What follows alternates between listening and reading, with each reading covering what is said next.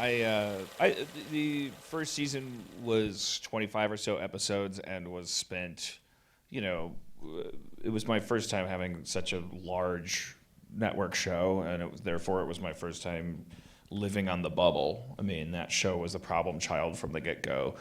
Sony, coming off of their previous hit Seinfeld, was always looking at like Community as the thing that wasn't enough like Seinfeld.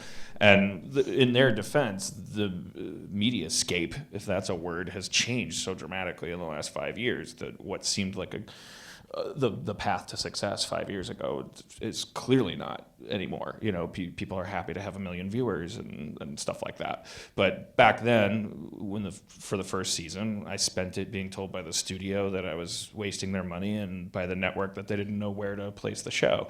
So, but I had a good time, and I also felt outclassed by 30 Rock and all that stuff. And I was just like, I felt like, yeah, I did it. I had my time in the pulpit, and I'm about to leave. I'm going to hit the lights. And we had a couple extra episodes to do because NBC had ordered a couple more. And that's where we started to go a little crazy and do some fun one-offs, including the paintball episode and the Scorsese homage episode. And that's the first point where we started to get them over that gap, because we did get picked up.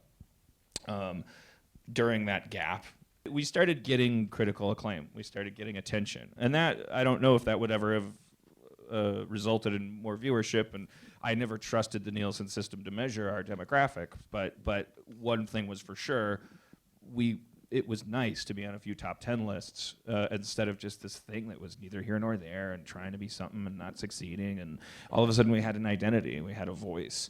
And so going into season 2, it was like, well, we're not gonna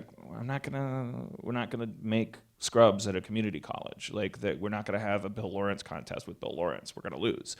We're gonna start having a community contest with everyone else, so we can always win. It's a pretty simple strategy.